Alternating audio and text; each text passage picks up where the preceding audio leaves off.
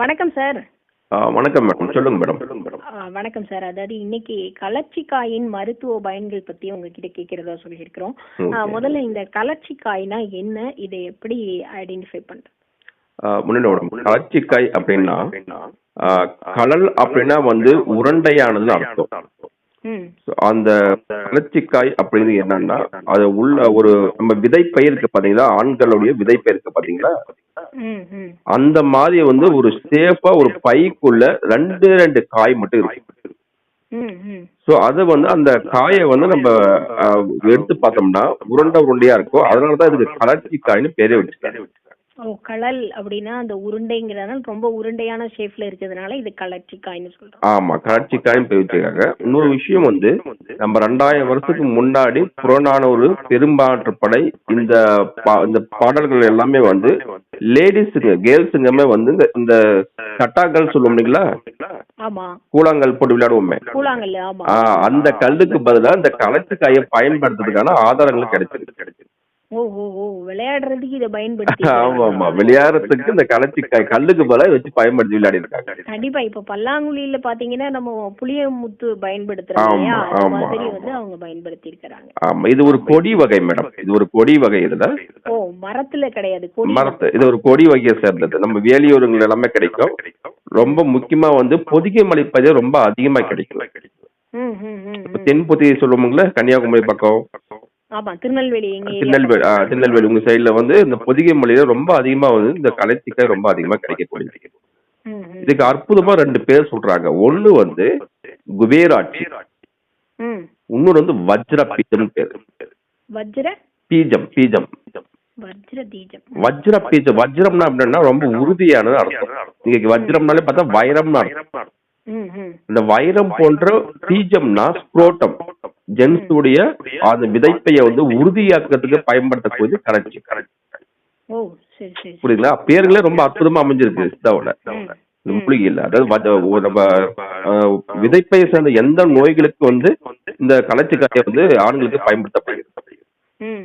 அதே மாதிரி குபேராட்சின்னா விந்தணுக்களின் உற்பத்திக்கு ரொம்ப அதிகமா இது பயன்படுத்தப்படுது. இப்ப செல்வங்கள் பணக்கார கடவுள் யாருன்னு கேட்டீங்கன்னா யாரும் சொல்லுவீங்க? ஆமா, நம்ம இந்து மதத்துல இந்த கடவுள் ரொம்ப பணக்கார கடவுள் என்ன? குபேரன். சோ இங்க ஸ்பெர்ம் கவுண்ட் இன்க்ரீஸ் பண்ண, ஸ்பெர்ம் அப்படிங்கிறது ஒரு செல்வம்னு அர்த்தம் இதுல ஆண்களுக்கு. இப்ப குழந்தை இல்லைன்னா அதுக்கு என்ன காரணம்னா அவங்க விதைப்பையில ஸ்பெர்ம் இல்லைன்னு அர்த்தம், விந்தணுக்கள் இல்லைன்னு அர்த்தம். சோ அந்த செல்வத்தை அதிகரிக்கக்கூடிய எதுன்னா இந்த கலர்ச்சி. சோ அதனால இதுக்கு அற்புதமா ஒரு பேர் வச்சிருக்காங்க, குபேராட்சி வச்சிருக்காங்க.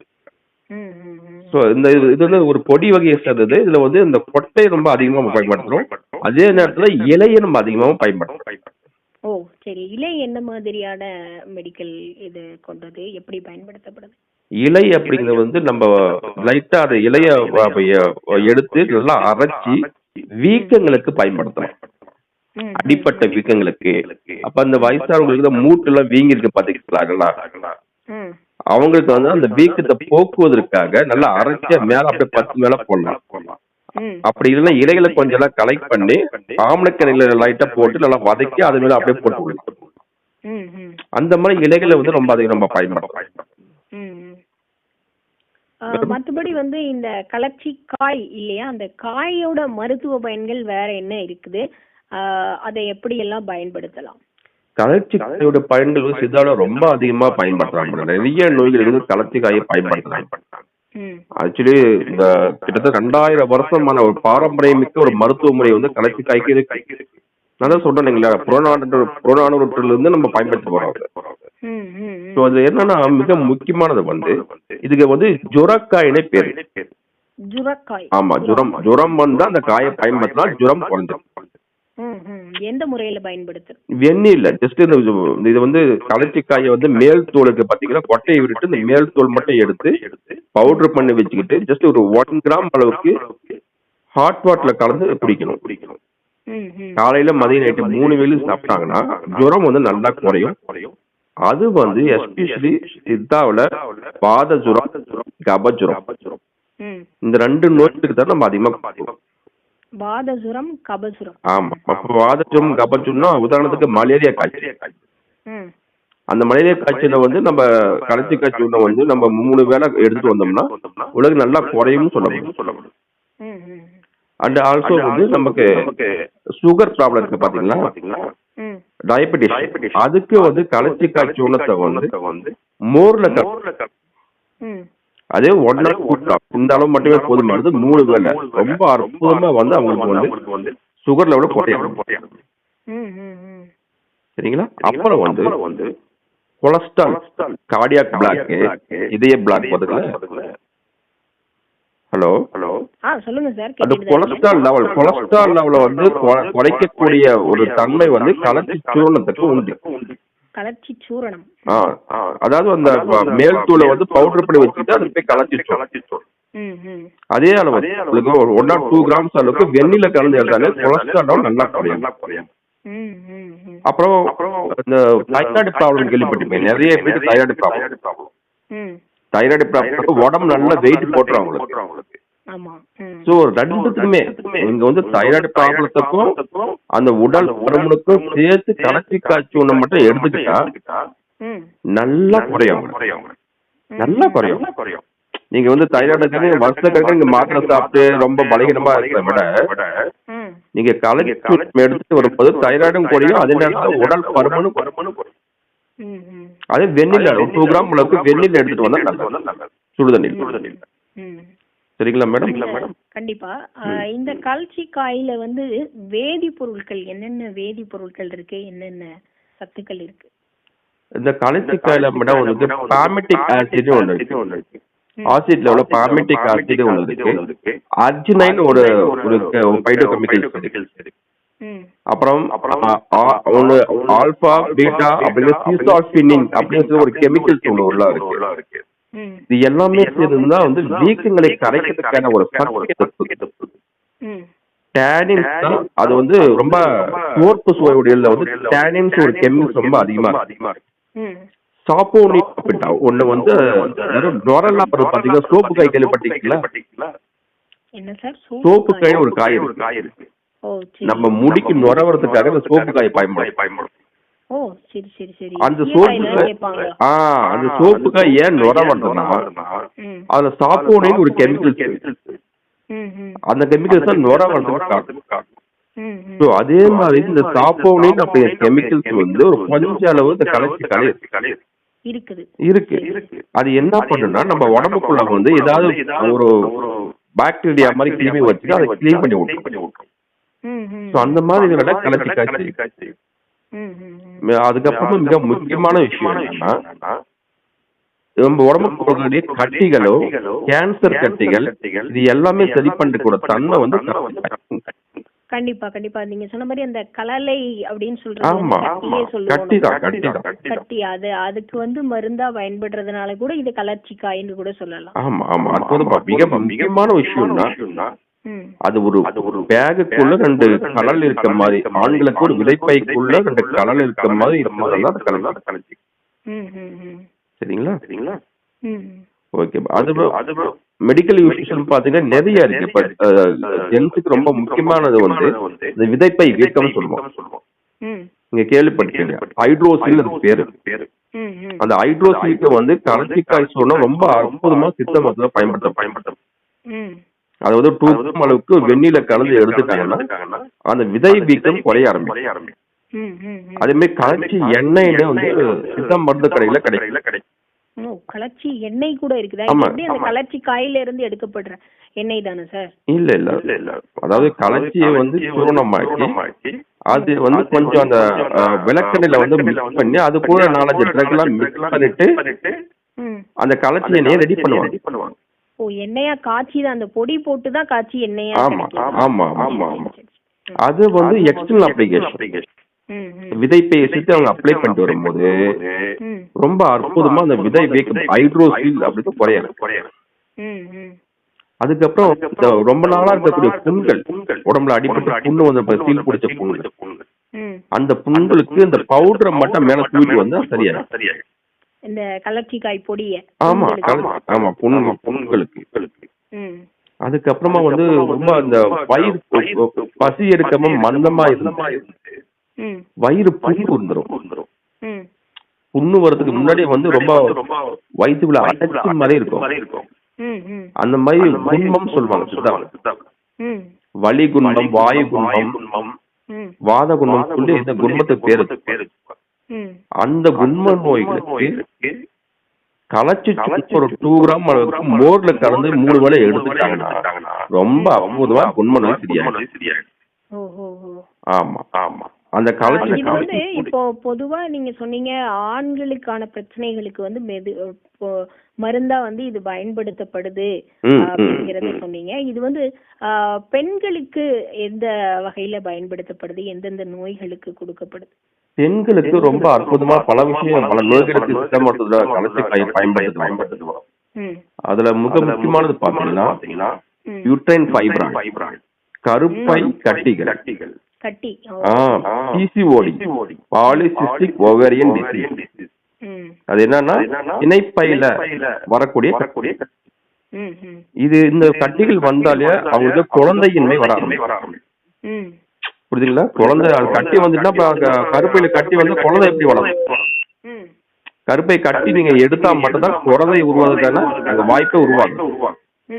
சோ அதனால அந்த கருப்பை கட்டியை சரி பண்றதுக்கும் இணைப்பை கட்டியை சரி பண்றதுக்கும் அந்த நம்ம சென்ட்ரல் ஆஃப் பொண்டுக்கான்னு சொல்லுவோம்ல, இந்த களைச்சிக்காயுடைய பொடியும் மிளகு பொடியும் ரெண்டுமே ஈக்குவல் குவான்டிட்டியா ஆட் பண்ணி சுடுதல் கலந்து சாப்பிடும்.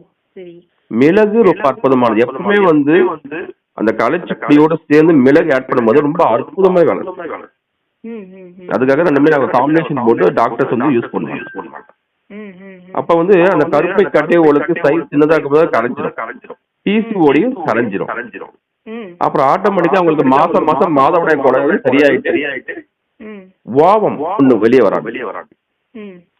அதாவது ஒரு விஷயத்துல தெளிவா புரிஞ்சுக்கோங்க மேடம், ஜென்ஸுக்கு வந்து விதைய, அதாவது ஸ்பெர்ம் கவுண்ட் என்னன்னு பாத்தீங்கன்னா 150 மில்லியன் வரைக்கும் கூட இருக்கலாம். 20 மில்லியன் இருந்து 40 மில்லியன், 50 மில்லியன், 100 மில்லியன், 150 மில்லியன் வரைக்கும் இருக்கலாம். புரியுதுங்களா? இப்ப 1 மில்லியன் பார்த்தா 10 லட்சம். 150 மில்லியன் எவ்வளவு நினைக்கிறீங்க? ஒரு 15 கோடி 10 கோடிக்கு மேலேயே இருக்கும். இருக்குங்களா? அப்ப ஆனா லேடிஸை பொறுத்த வரைக்கும் மாசம் மாசம் மாதவிடாய் வரும்போது ஒரே ஒரு ஓவம் மட்டும் வெளியில வரும். வித்தியாசம் புரியுதுங்களா? இப்ப ஒரு மாசத்துக்கு இடது பக்கத்துல இருந்து ஒரு ஓவம், ஒரு நாதம் வெளியே வந்தா அடுத்த மாசம் இன்னொரு பக்கத்துல இருந்து ஒரு ஓவம் வெளியே வரும். இப்ப இந்த ஒரு ஓவம் சரியா வந்தா மட்டும் அவங்களுக்கு குழந்தை பேரு உருவாகும். இப்ப ஓவம் வரலன்னா அதுக்கு என்ன காரணம்னா கருப்பை கட்டியும் பிசிஓடி தான். இப்ப இந்த பிசிஓடியும் கருப்பை கட்டியும் சரி பண்ணா மட்டும்தான் அவங்களுக்கு ஓவம் வெளியில வந்து குழந்தை உருவாகும். அந்த ப்ராப்ளத்தை வந்து கலைச்சிக்காய் சரி பண்ணும். புரியுதுங்களா? எவ்வளவு அற்புதமா வேலை செய்து. அதே மாதிரி வந்து வெள்ளைப்படுதல் கேள்விப்பட்டு ஒயிட் டிஸ்சார்ஜ். அந்த ஒயிட் டிஸ்சார்ஜ் ப்ராப்ளத்துக்கும் வந்து இந்த களைச்சி சுண்ணத்தை நம்ம மோர்ல கொடுக்கணும்.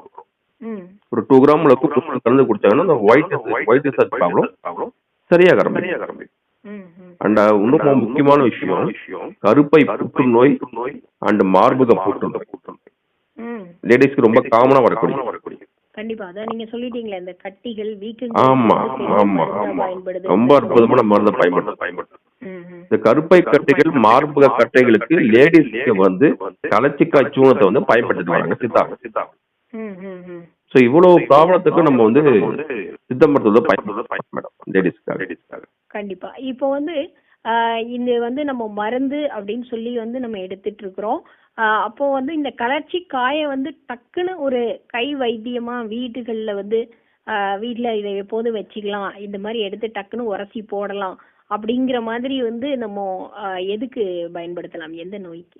அதான் சொல்றேன், ஒரு சளி இருமலோட கூடிய ஒரு ஜுரம், சளி இருமல் இருந்தா அதுக்கு நம்ம களைச்சி பொடியும் மிளகும் மிக்ஸ் பண்ணி வச்சுக்கிறோம். அப்ப வந்து ரேஷியோ ஈக்குவல். இப்ப வந்து களைச்சி பொடி நீங்க 20 கிராம் எடுத்துக்கிட்டீங்கன்னா அதே 20 கிராம் வந்து மிளகு பொடி எடுத்துக்கோங்க. இப்ப மிளகு பொடி மிளகு வந்து நல்லா வறுத்துட்டு லைட்டா வறுத்துட்டு அந்த ஆயில் போன பின்னாடி பவுடர் பண்ணி வச்சுக்கணும். அப்ப ரெண்டுத்தையும் மிக்ஸ் பண்ணி வச்சுக்கிட்டா நம்ம சளி இருமல் வரும்போது ஒரு ஜுரம் வரும்போது நம்ம பயன்படுத்திக்கலாம். அதே மாதிரி பெயின் அதிகமாச்சுன்னா நம்ம அது களைச்சி சூழ்நிலை பயன்படுத்திக்கலாம். சுடுதண்ணி இல்ல. மூட்டு வலியில வந்து வீக்கத்தோட கூடிய மூட்டு வலி, அந்த மாதிரி கண்டிஷன்ல நம்ம அது பயன்படுத்திக்கலாம். இனி ஒரு ஜென்ரல் பாடி பெயின், நம்ம வெளியில போயிட்டு வரோம், ஒர்க் அதிகமா பண்றோம், அது வந்து ரொம்ப பாடி ரொம்ப அதிகமா பெயின் ஆகுது. சோ அந்த மாதிரி பிரச்சனை நீங்க இந்த களைச்சி சூழ்நிலை நீங்க பயன்படுத்த அது ஒரு கை வைத்தியம் நம்ம யூஸ் பண்ணிக்கலாம். வீட்ல வச்சு பயன்படுத்திக்கலாம். ஆமா ஆமா கண்டிப்பா. இப்போ வெளிப்புறங்கள்ல நமக்கு ஏற்படக்கூடிய கலலைகள், அதாவது கட்டிகள், வியானக்கட்டின்னு சொல்லுவாங்க, அந்த மாதிரி சில கட்டிகள்லாம் வரும்ல, அந்த கட்டிக்கு வந்து இந்த கலர்ச்சிக்காயை வந்து உரசி நம்ம மருந்தா போடலாமா? அது போட முடியுமா? நீங்க வந்து சொல்றது வெயில் காலத்துல வரக்கூடிய வேநீர் கட்டிகள் அதானே மேடம்? ஆமா, வேநீர் கட்டியா இருக்கலாம், இல்ல ஏதோ ஒரு கட்டி அந்த மாதிரி விஷயங்கள் இருக்கு அப்படின்னா அந்த கட்டிகளுக்கு வந்து இத மருந்தா பயன்படுத்தலாமான்னு கேக்குறேன் வெளியில. வேநீர் கட்டிகளை தவிர, ஏன்னா வெயில் காலத்துல வந்து அது சூடா இருக்கக்கூடிய கட்டிகள். ஆமா, ஆனா இந்த கலர்ச்சிக்காயும் கொஞ்சம் சூடானது. சோ அதனால அது மட்டும் கொஞ்சம் அவாய்ட் பண்ணிடுங்க. ஓ, வேநீர் காலங்கள்ல வேநீர் கட்டிகளுக்கு போடக்கூடாது. இன்னும் கொஞ்சம் சூடு அதிகரிக்கும். சரி, நம்ம சூட்டை குறைக்கணும் தானே. அப்ப வந்து சூடான ஒரு பொருளை போட இன்னும் சூடு அதிகரிக்கும். கண்டிப்பா கண்டிப்பா. சோ அப்ப வெளியில வந்து இந்த கொழுப்பு கட்டிகள் கேள்விப்பட்டு லிப்போமான்னு பேரு, அதுக்கு பேரு. அந்த லிப்போமா கட்டிகளுக்கு நீங்க வந்து களைச்சி சூனத்தை வந்து மோல் எல்லாம் பேஸ்ட் ஆக்கி மேல போடலாம். அப்ப எந்த கட்டிகள் வந்து உடம்புக்கு வெளியில வந்தா கூட நீங்க முட்டை வெண்கருவோடோ இல்ல மோரோடோ கலந்து நீங்க அதை 10 மாதிரி போட்டீங்கன்னா நல்லாவே குறையாது. இதுக்கு ரொம்ப அற்புதமா ஒரு பேர் வச்சிருக்காங்க, வீக்கம் கரைச்சி என்ற தன்மை வந்து களைச்சி காய்க்கு உண்டு. வீக்கம் கரைச்சி, இது பேரே உண்டு. வீக்கத்தை கரைக்கக்கூடியது களைச்சிக்காய் ரொம்ப சிறப்புன்னு சொல்லப்படும். அதனால வெளியில எங்க அடிப்பட்டு ஒரு சுளுக்கு வந்திருக்கு, ஒரு வீக்கம் வந்துருக்கு, அந்த இடத்துல இந்த தாராளமா இப்ப நம்ம படிக்கட்டுல நடந்து போகும்போது எங்கேயாவது வேகமா ஓடும்போது கால் சுளுக்கு பிடிச்சி பாத்துருக்கீங்களா? கால் சுளுக்கு பிடிச்சி அங்க வந்து ஸ்ட்ரைன் உண்டாகி ஒரு லைட்டா வீக்கம் இருக்கும். அந்த வீக்கத்துக்கு தாராளமா களைச்சி பொடியை நீங்க மோர்ல கலந்து வந்து 10 மாதிரி போடணும். ஆமா ஆமா, இல்லாட்டி பேஸ்ட் மாதிரி செஞ்சு அப்படியே போட்டு விட்டா நல்லா போடலாம். ஆமா ஆமா ஆமா, இதையும் வந்து நம்ம பயன்படுத்துறோம். இப்போ வந்து இப்போ எந்த ஒரு விஷயம், எந்த ஒரு வைத்தியம், மூலிகை எடுத்தாலும் வந்து அதை வந்து இவங்கெல்லாம் இதை எடுக்க கூடாது அப்படிங்கறது இருக்கும் ரெஸ்ட்ரிக்ஷன். அதே மாதிரி இதுல சில பக்க விளைவுகள் அப்படிங்கறதும் இருக்கும் சொல்லுவாங்க. ஸோ அந்த மாதிரி வந்து இந்த கலர்ச்சிக்காயில வந்து யாரெல்லாம் எடுக்க கூடாது, இதுல என்ன பக்க விளைவுகள் ஏற்பட வாய்ப்பு இருக்கு? மேடம், பொதுவாகவே வந்து நம்ம எஃப்எம் ரேடியோ பேசும்போது வந்து மக்கள் வந்து சித்த மருத்துவத்தை பத்தி ஒரு விழிப்புணர்ச்சி அடையணுங்கிறதுக்காக நம்ம பேசுறோம். சரிங்களா? இது வந்து அவங்களாவே சொந்தமா மெடிசன் எடுக்கக்கூடாது. இதை வந்தாலும் ஒரு டாக்டர், ஒரு சித்தா டாக்டர் கிட்ட முக்கியமா வந்து அவங்க கலந்து ஆலோசிச்சுட்டு தான் வந்து அவங்க சித்த மருந்தை எடுக்கணும். எதுவுமே அளவுக்கு மீறினா அமிர்தம் நஞ்சுதான் மேடம், இல்லையா? இப்ப வந்து இது களைச்சி சூர்ணம் ரொம்ப அதிகமா இடத்துனா வந்து உடம்பை இழைக்கக்கூடிய தன்மையை தான் உண்டு. சோ உடம்பு இறைச்சி. சோ யாரெல்லாம் எடுத்துக்கூடாது, 5 வயசு கீழே இருக்கிற குழந்தைங்க ரொம்ப டோஸ் தான் பார்த்து கொடுக்கும். 5 வயசுக்கு கீழே இருக்கிற குழந்தைங்க, ஆமா கண்டிப்பா வந்து டோஸ் ரொம்ப பார்த்து கொடுக்கணும். டாக்டர் கேட்டுட்டு தான் எந்த அளவுக்கு டோஸ் கொடுக்கணும் பார்த்தா கொடுக்கணும். அதே மாதிரி வந்து ரொம்ப ஏஜ்டா இருக்காங்க, ஒரு 80 ஏஜஸ் 70 ஏஜஸ் இருக்காங்கன்னா அவங்க ஏற்கனவே ரொம்ப ட்ரைனஸா இருப்பாங்க. அவங்களுக்கு களைச்சி காய்ச்சி நம்ம எடுத்துக்கிட்டோம்னா கான்ஸ்டிபேஷன் உருவாயிடும், மலக்கட்டு. சோ இந்த மலக்கட்டு அதிகமா ஆயிடுச்சுன்னா அவங்களால மோஷன் சரியா போக முடியாது. அப்ப வந்து என்ன பண்ணணும்னா அதுக்கேற்ற மாதிரி நீங்க டாக்டர் கிட்ட கன்சல்ட் பண்ணி தான் எடுக்கணும். சோ இது வந்து என்னன்னா ரொம்ப உடம்ப வந்து கரைக்கக்கூடியது. இப்ப லீனா இருக்காங்க, ரொம்ப ஒல்லியா இருக்காங்க, ஏற்கனவே ஒல்லியா இருக்காங்க, அவங்க வந்து களைச்சி காய்ச்சி நம்ம பயன்படுத்தணும்னு நினைச்சாங்கன்னா கண்டிப்பா டாக்டர் கிட்ட ஒரு கன்சல்ட் பண்ணி தான் நீங்க எடுத்துங்க. சித்தா டாக்டர் கேட்டுட்டு தான் டோஸ் எடுக்கணும். ஏன்னா ஏற்கனவே உடம்பு இழைச்சிருக்கு. இப்ப அவங்க வந்து அந்த நோய்க்கு மெடிசன் இருந்தாங்கன்னா இன்னும் கொஞ்சம் உடம்பு இழைச்சு நல்லா இருக்காங்க. ஆமா. இது வந்து உடல் எடை இழப்பு செய்யக்கூடியதா இல்ல உடல் ஏற்கனவே நீங்க சொன்னீங்க அந்த கொழுப்பு கட்டிகளை கொழுப்பை குறைக்கும் அப்படிங்கறதையும் நீங்க சொன்னீங்க. அந்த மாதிரி இது வந்து எடை குறைப்புக்கும் இதை வந்து பயன்படுத்த முடியுமா? ரொம்ப அற்புதமா பயன்படுத்துவோம். களச்சி சூர்ணத்தை வந்து நாங்க எடை குறைப்புக்கு ரொம்ப அதிகமா பயன்படுத்துவோம். ஒபிசிட்டி சொல்ற உடல் பருமன் நோய்க்கு களச்சி சூர்ணம் ஒரு 2 கிராம் அளவுக்கு 2 to 3 கிராம் அளவுக்கு ஹாட் வாட்டர்ல எடுக்கணும். ஹாட் வாட்டர் பிளஸ் தேன். இதுல சாப்பாட்டுக்கு அப்புறமா ஒரு 3 வேளை எடுத்துட்டு வந்தாங்கன்னா அற்புதமா உடம்பு வந்து குறையாது. சாப்பாட்டுக்கு அப்புறம் வந்து 3 வேளையும் எடுக்கணுமா? ஆமா, 2 to 3 கிராம் அளவு. நல்ல வெயிட் குறையும். அதனால அந்த ஹைப்போதைராய்டு பேஷண்ட் ஒரு பேஷண்ட் இருக்காங்க. நீங்க கேள்விப்பட்டீங்க, தைராய்டு ப்ராப்ளம் யாருக்கெல்லாம் வந்திருக்கோ அவங்களுக்கு வந்து உடம்பு நல்லா வீங்கிடும், வெயிட் போட்டோம். ஸோ அதனால நாங்க இந்த தைராய்டு ப்ராப்ளம் சரி பண்றதுக்கும் இந்த உடல் பருமன் ஒபிசிட்டியை சரி பண்றதுக்கு ரெண்டுத்தையும் சேர்த்து ஒரே ஒரு மருந்து யூஸ் பண்ணுவோம். புரியுதுங்களா? இதுக்கு ஒரு மருந்து அதுக்கு ஒரு மருந்து கிடையாது, ஒரே மருந்து தான். அப்ப நல்லாவே ரெண்டுமே சரியாகும். அதனால உடல் பருமனுக்கு தான் வந்து அதை குறைக்கிறதுக்காக நம்ம களச்சி காய்ச்சணும் பயன்படும். Okay okay okay. கண்டிப்பா சார். இதுல வந்து இப்ப களச்சிக்காய் வந்து மத்த மருந்துகள்ல வந்து துணை மருந்துகள் எதுவும் சேர்க்கப்படுதா இல்ல இது வந்து மத்த மருந்துகளுக்கு துணை மருந்தா சேர்க்கப்படுதா? ஆமா மேடம், களச்சி சூர்ணத்திலே வந்து மிளகு வந்து நம்ம ஈக்குவல் குவான்டிட்டியா நம்ம ஆட் பண்ணலாம். அப்ப வந்து வெறும் களச்சிக்காய் பொடியும் மிளகு பொடி ரெண்டும் தான் அந்த சூரணமே. ஆமா, ரெண்டும் தான் அந்த சூரணமே. அது ரெண்டுமே சம அளவுக்கு தான் வந்து நம்ம வந்து எல்லா நோய்களுக்குமே, கருப்பை கட்டியா இருந்தாலும் சரி, இல்ல வந்து மார்பக கட்டியாக இருந்தாலும் சரி, இல்ல ஆண்களுக்கு வரக்கூடிய அந்த விதை வீக்கமாக இருந்தாலும் சரி, ஆண்களுக்கு வரக்கூடிய ஏரண்ட வீக்கம், இறங்கண்ட வீக்கம், தசையண்ட வீக்கம்னு சில அந்த விதைப்ப வரக்கூடிய நோய்கள் இருக்கு. இரண்ட வீக்கம்னா பாத்தீங்கன்னா அந்த விதைப்பைன்னு சொல்லுவோம். அந்த விதைப்பையில வந்து அந்த கட்டிகள் வரோட அந்த வீக்கத்தை வச்சு நான் அந்த பேர் வச்சுப்பேன். தசையண்ட வீக்கம்னா அந்த விதைப்பையில மசில்ஸ் குரோத் ஆயிருக்கும். அப்ப எப்படி ஸ்பெர்ம் கவுண்ட் உருவாகும்? அப்ப அந்த மசில்ஸ் வந்து கரைஞ்சி வெளியே போனாதான் விந்தணுக்கு உற்பத்தி ஆகும். சோ அந்த தசையண்ட வீக்கத்தையும் சரி பண்ணக்கூடியது களச்சிக்காய்.